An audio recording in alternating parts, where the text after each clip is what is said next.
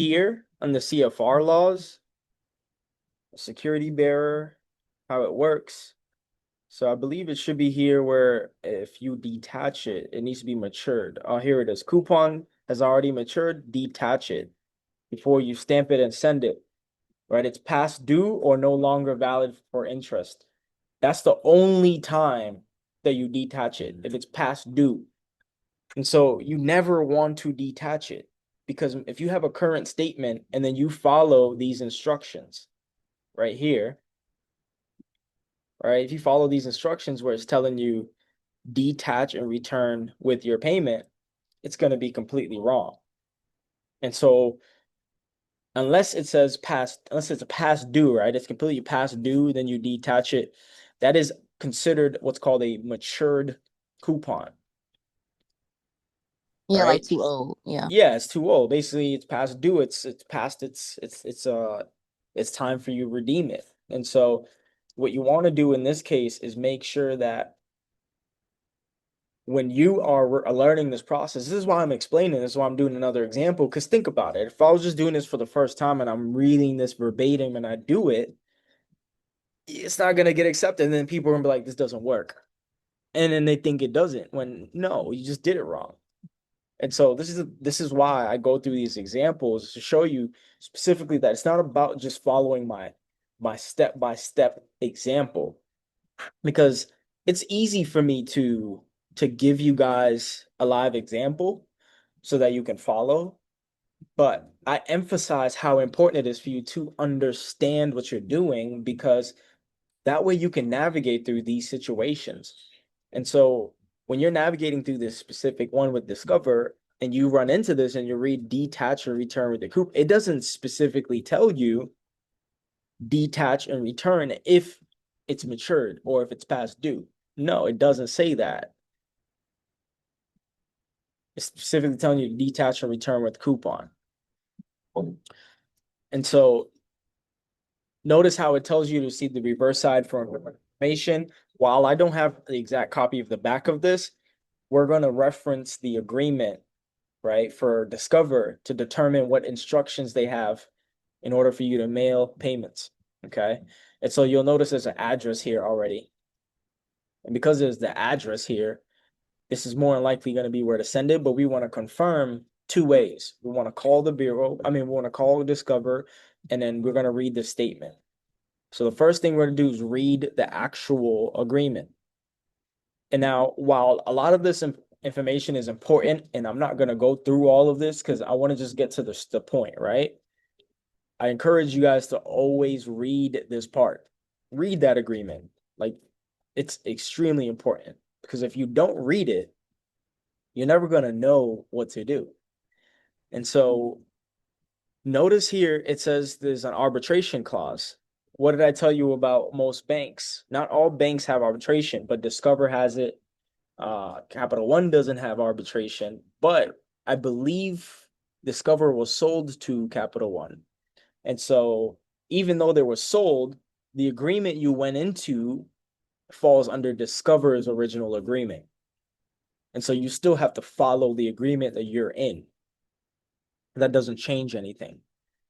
But in this particular case, if you were to enforce this instrument later down the road, if they didn't accept it, you'd have to settle it in the arbitration if you hadn't already opted out about arbitration, because you have to waive it, right? And so normally you and your right to go to small claims court. It says you and we will not choose to arbitrate any individual claim you or we bring in small claims court.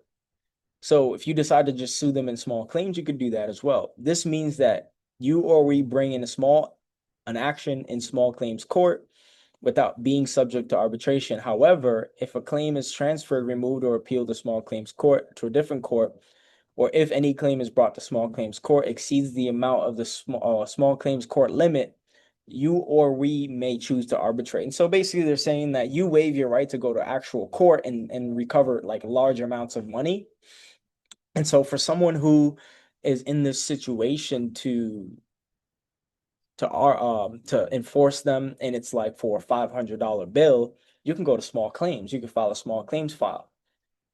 But if it's for 50,000, or let's say you're in the state of Delaware, which I think the limit's 20,000, if it's more than exceeds more than 20,000, you have to go to regular court. But because you don't waive, or you may not have waived your right to arbitrate in this claim, then you have to go to arbitration. And that's based off of this agreement. Because if, let's say you do realize like, hey, I have a $50,000 lawsuit here, I'm going to sue them in court, and then you go file a court complaint and you pay all the fees, they can get it dismissed. They file a motion to dismiss based on your arbitration agreement.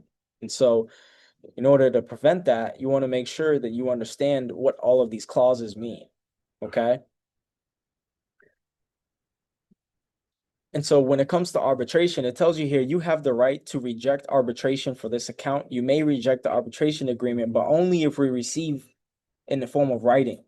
All right. And so you want this notice sent within 30 days of receipt of the card after you open the account. So you only have 30 days to send a rejection to this exact address. If you don't do it within 30 days, you immediately have been opted in to arbitration. You can't take them to higher court. You can only do small claims and arbitration. That's for an enforcement piece. And so as we continue to read this, it says here, your billing rights, keep this document for the future. So this notice tells you about your rights and your responsibility under the Fair Credit Bill Act. So if you think your statement is, you think your statement is an error on your statement, then you can write at this specific address. And so what we're looking for is anything related to billing, right? And so this is for billing errors. If there's any errors, all right, and it'll tell you what happens after they receive it. All right, if you're dissatisfied with your card purchases, tells you what to do. Okay, so that's completely different.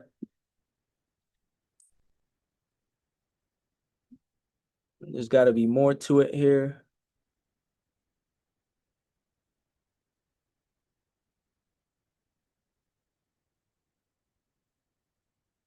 Payment, cash payments.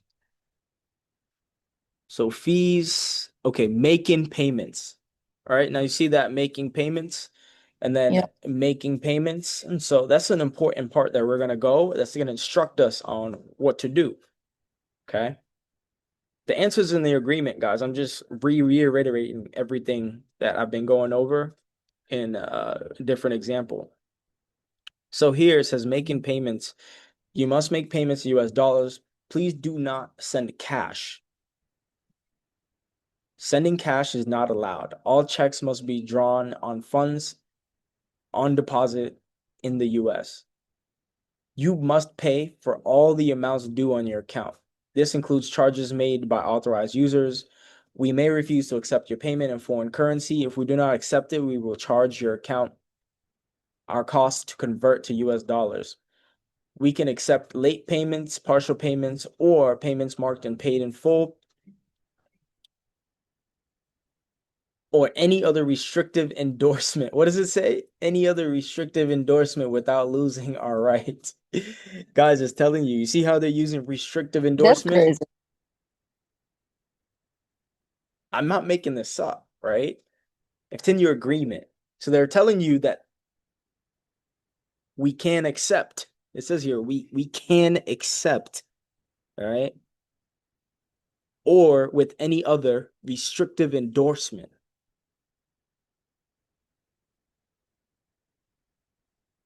I mean, it says it right there, guys. Like, and this is why I'm sharing with you, right? We credit your payment in accordance to the terms contained in your billing statement. So pay attention to your billing statement. So the billing statement is going to provide you with the information that you need. So if you mail your payment to an address other than the address designated on your billing statement. So what does the address show here on the billing statement? Right? It's this one. Because sometimes when you receive it, some statements, and this is why I tell you guys, read the instructions because it's telling you what to do, where to go. Follow the it's almost like we're playing Blue's Clues here. We're looking for the clues, right? And so it's telling us to go review the billing statement, okay? And now, once I determine that it says the address on the billing statement, I'm calling them, right? I'm calling them. And so when I need to call them, I'm going to reference this address. So I call them, and I want to talk with the billing department. Now, normally, if we look at the agreement, let's see if it has any numbers here. Sometimes it gives like a phone number to contact. All right. Crap. Phone number to contact. Should we have any questions, or customer support number? It's down there if you look down. Yeah. Oh, never mind. It says if you are covered by the Military Landing Act, please contact us. But Yes, exactly. So they give you specific instructions about what to call for. So before agreeing, so contact unless or otherwise notify us by phone in the discover blah blah blah. Please in writing include your name, address, phone number. You must count 15 days to your mailing address.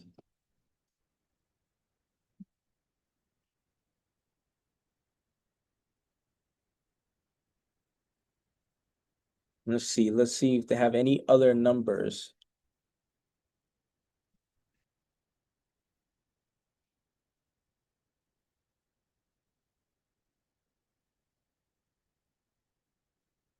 All right, so I search phone, and what comes up? So they have the contact number here. Do you have any other contact numbers?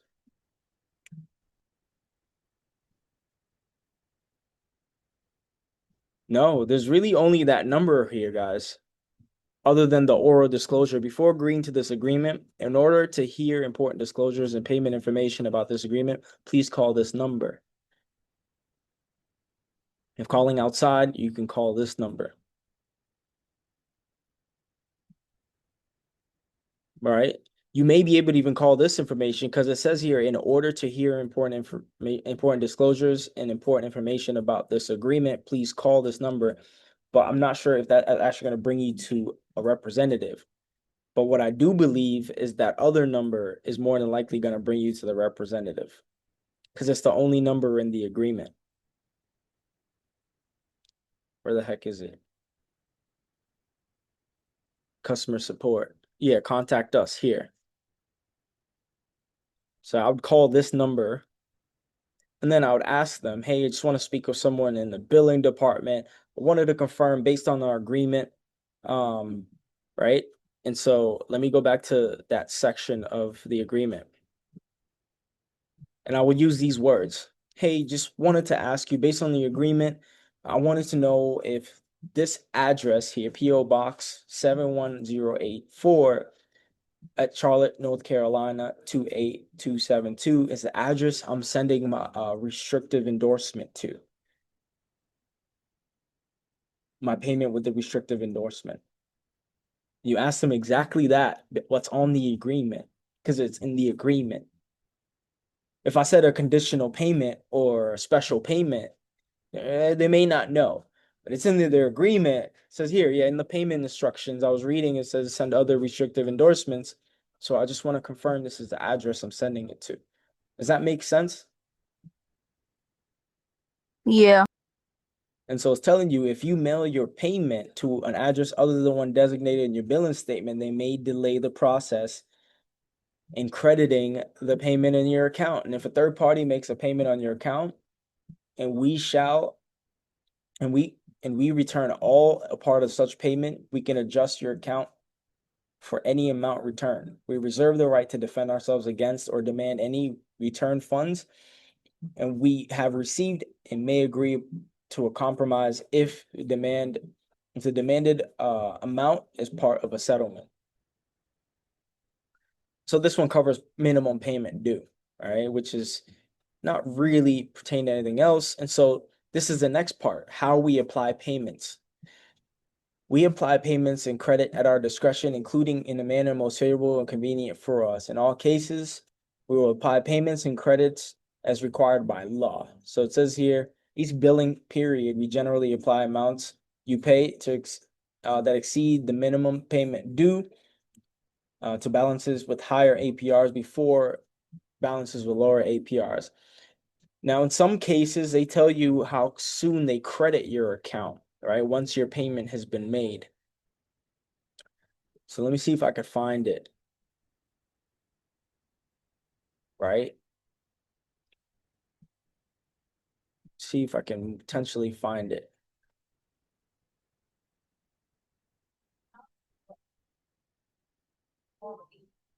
Right? Because they tell you what may happen and that may cause a delay.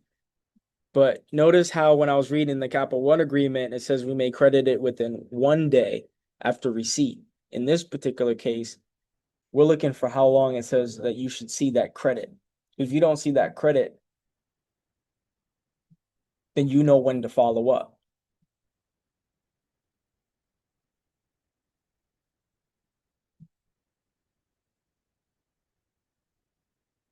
Let's see here.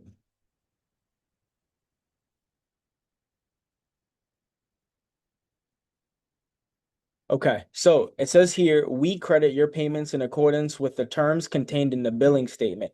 So here it says see notices in the reverse side, which is important. So when you flip the back of this, it's likely going to have information regarding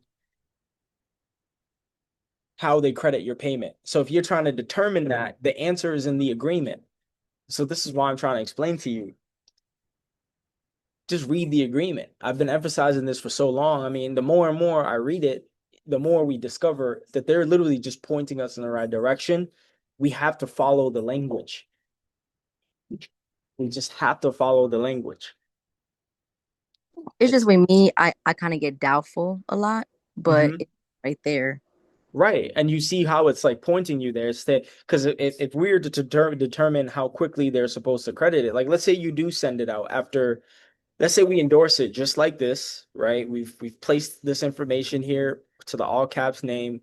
We've written the amount out, the amount we want to pay out um, and redeem, and then we sign it with the account number. And then on the back side, we're going to place this for deposit only with for the all caps name, authorized rep without recourse.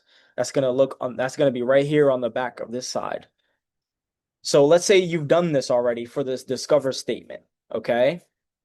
Now you're wondering, okay, how soon am I going to see this credit? Like, when am I going to see this credit?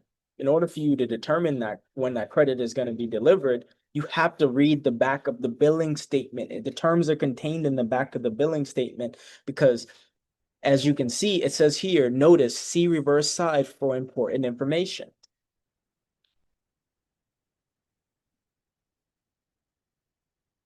And so all the information we need is in front of us. It's in the paperwork we signed. It's in the paperwork that was delivered to us.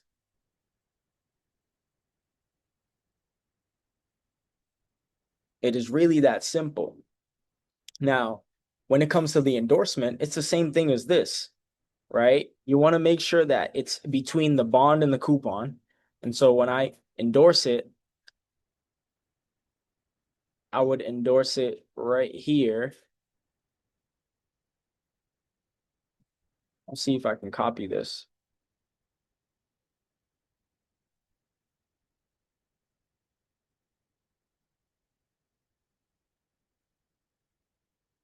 I'm lazy sometimes, so I'm going to make it quick and efficient.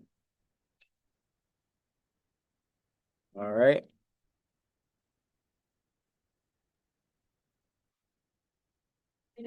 Bingo. So I'm going to take it. I'm going to do that.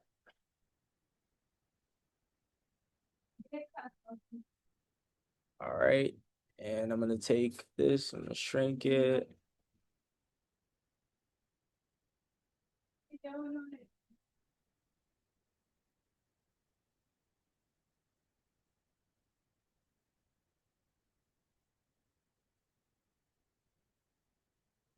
All right. And the reason, guys, I tell you guys, use blue ink because I say blue ink because, for one, a lot of the ink here is black, so it can be confusing, right? And so, mind you, it could be a little bit different. So remember, it says don't cover any important information. This notice is not important. When you understand what not to cover when endorsing, what you don't want to cover, guys, is serial numbers and stuff like that. And so we all know the address is there. So you can literally do it just like this. It's pretty legible.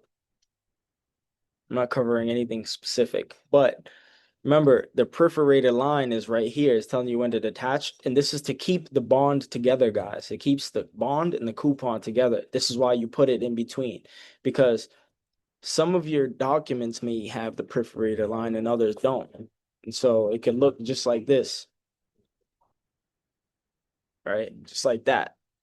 And so you're going to put it there because here there's a perforated line, right? And I just put it just enough where it's meeting both, where if they do separate it, it cuts out the name. Because the moment it's separated, guys, it's no longer redeemable, and you only separate it if it's been expired, if it's past due. That's what the law says, what the rule says. So it's okay to put it on the peripheral line, Will, however you pronounce it. Yes, you just have to make sure you're not covering, the address, the amounts, the serial number. You can't cover any of that stuff. Right? And you know this, and you guys should know this because I cover that in the actual material. Right?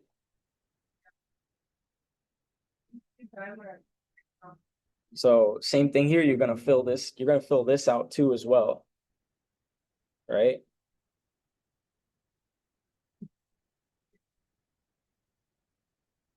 You're gonna fill this bad boy out just like that. Because I know you did it a different way as well, but I guess that's another way to do it. Cerramos a las 8. Okay. All right, that's just they close at 8 here. Give me a sec. So now we've got this part, and we're gonna take the next section where, signature. And you're seeing where I'm going with this, right? It's the same thing. I'm doing the same thing, just a different statement. Yeah.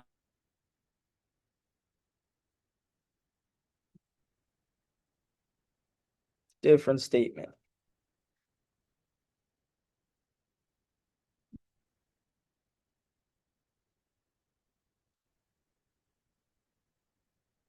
All right. And then here you write out the amount. And it doesn't have to be anywhere specific. It doesn't have to be here. It could be anywhere that fits. And so as long as it's not covering important information, you're not covering this stuff here, right? So let's say $1,000,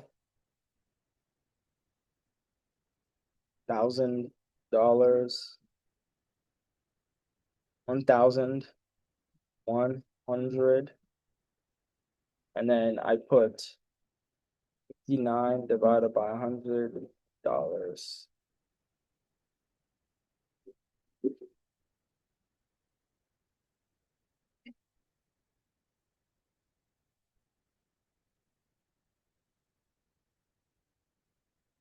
Right? That's it. 1,102 59 cent dollars and 59 cents. And so it's pretty much written out. Now we have the instrument is basically endorsed. Okay. And so you don't need a stamp because again, I went over there's no law requiring a stamp.